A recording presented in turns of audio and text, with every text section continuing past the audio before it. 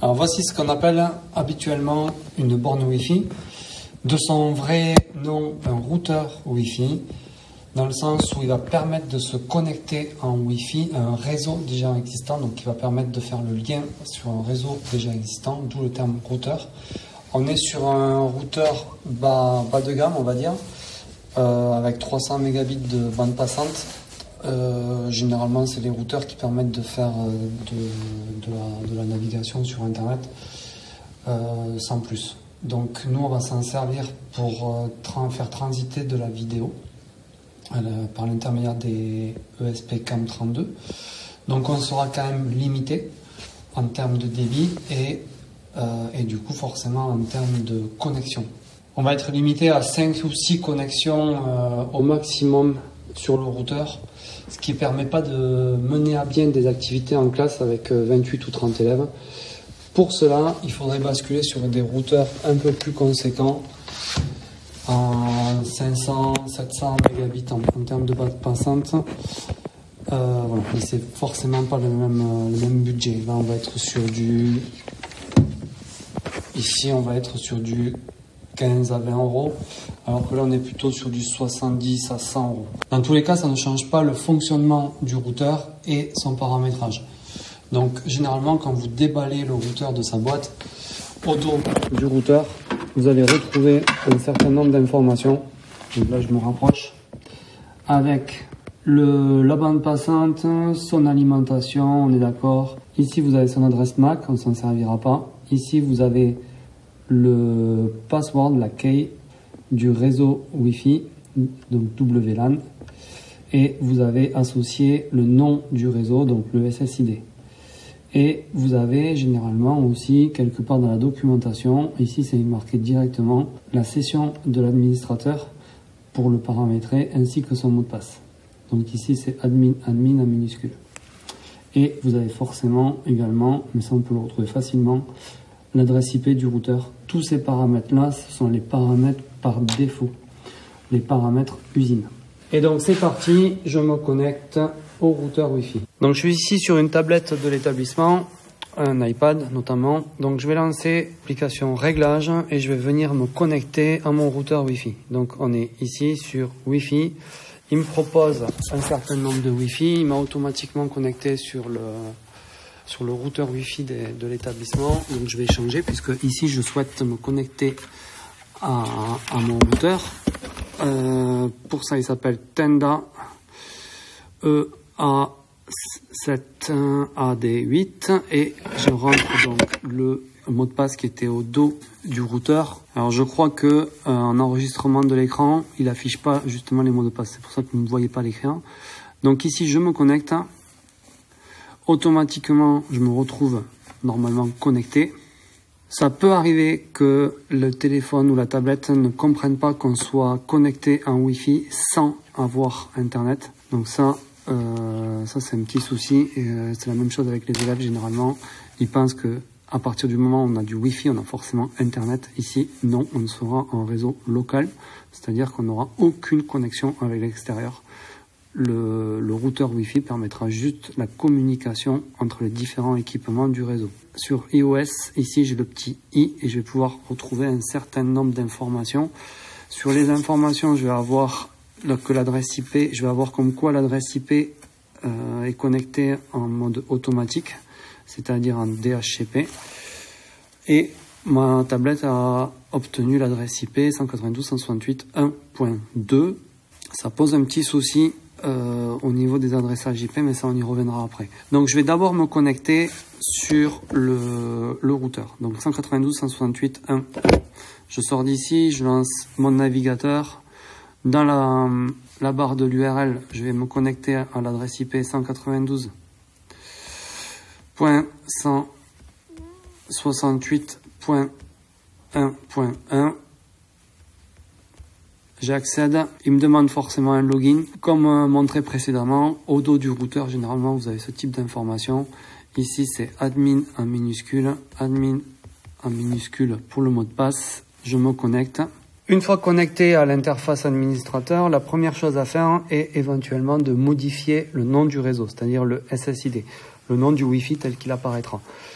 Pour cela, vous avez un certain nombre d'onglets et je vais me rendre dans Setup ici, LAN, WLAN, pardon, et au niveau basique, donc en fonction des interfaces, hein, je retrouve ici le nom du SSID et je vais venir le modifier. Je vais l'appeler réseau local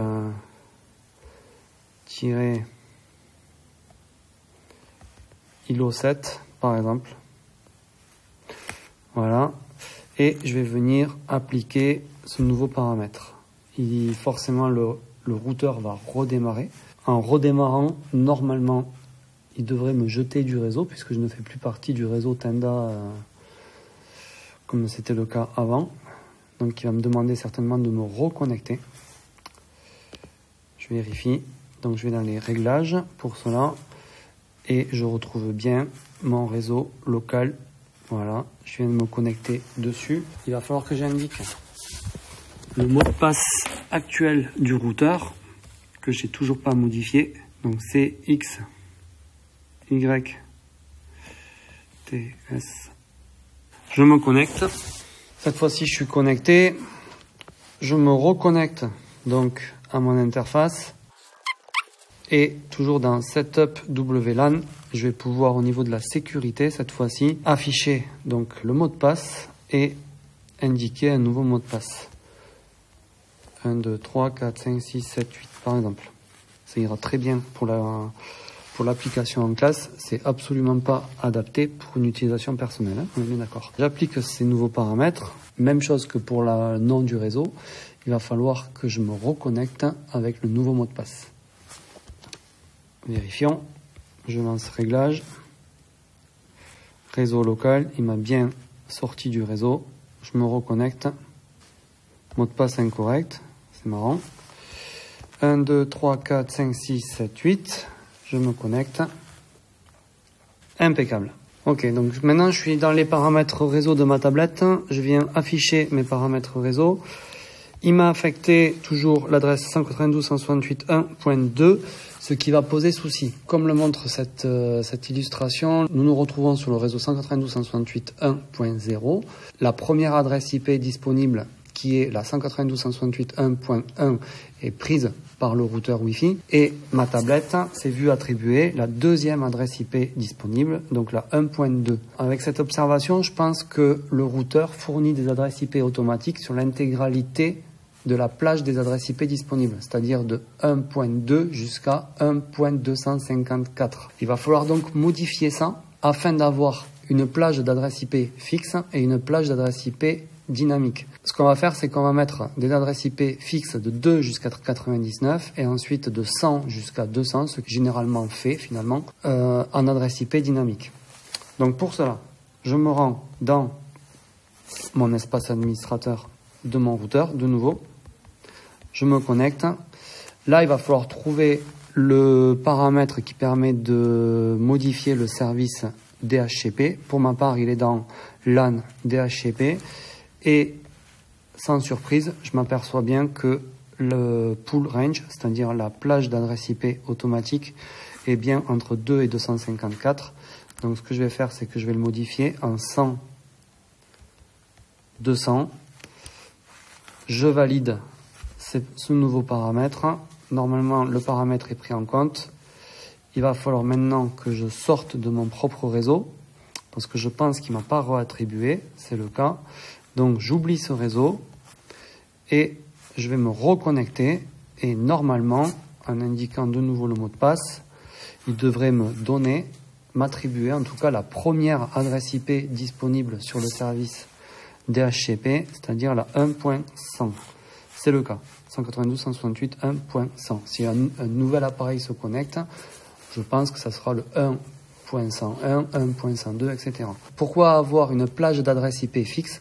Tout simplement pour venir me connecter à, par exemple, une caméra ESP32, comme on va le faire dans l'activité, sur laquelle on lui attribuera une adresse IP fixe. C'est-à-dire que son adresse IP ne changera pas. Et ça sera beaucoup plus simple pour se connecter dessus que si elle était aussi en adresse IP dynamique comme la tablette. Dernier chapitre de cette vidéo avant de la clôturer. L'idéal est de modifier le mot de passe admin du routeur, ce qui pourrait pénaliser éventuellement l'activité. Si un élève un peu plus intelligent que les autres, qui a les compétences, va pouvoir venir se connecter exactement comme nous on est en train de le faire en admin sur l'espace administrateur du routeur. Sachant que le mot de passe est écrit au dos. Donc il y a zéro problématique pour eux. Il va donc falloir venir changer ce mot de passe. Donc pour ça, je me reconnecte à mon espace admin. Admin. Mot de passe par défaut. Et ici, je vais pouvoir aller, alors sur ce routeur, c'est dans maintenance et j'ai mot de passe. Je viens sélectionner mon compte admin, username. Alors je pourrais le changer. Je vais juste changer le mot de passe. Admin, l'ancien mot de passe. Le nouveau, je mets n'importe quoi. Alors clairement pas 1, 2, 3, 4 parce que là ça va être un des premiers mots de passe qu'il va tester. Donc je rentre un mot de passe, je le confirme et je viens cliquer sur modifier. Mon mot de passe a été changé. Normalement si je réactualise, il me prend donc voilà. Donc je réactualise, admin, je vérifie si mon mot de passe, l'ancien, est fonctionnel. Mot de passe, erreur, donc admin, ça ne fonctionne pas. Admin, et je mets le mot de passe, mon nouveau, effectivement c'est fonctionnel. Donc là, les élèves ne pourront pas venir modifier les paramètres Wi-Fi. Si par pur hasard, il y a un problème avec le routeur ou un problème fonctionnel, on va pouvoir mettre le routeur de deux façons différentes sur les paramètres d'usine. Donc le premier c'est par soft, donc maintenance. Ici j'ai reboot et je vais pouvoir le restaurer avec les paramètres par défaut. Ou alors, et là je bascule sur la caméra, sur le côté du routeur, on va retrouver le petit bouton reset ici, sur lequel il va venir falloir enfoncer une pointe de stylo ou de crayon et venir appuyer pendant quelques secondes pour réinitialiser les paramètres d'usine. Ce qui implique qu'il faudra modifier de nouveau le mot de passe du réseau, le nom du réseau, le SSID, le mot de passe admin de l'espace administration du routeur et la plage DHCP. Voilà. Mais ce qui est aussi pratique si on souhaite faire toutes ces manipulations là par les élèves et à chaque séance redémarrer avec des routeurs par défaut. Donc je répète, il suffit simplement de venir appuyer, ça prend 10 secondes par routeur et les élèves repartent avec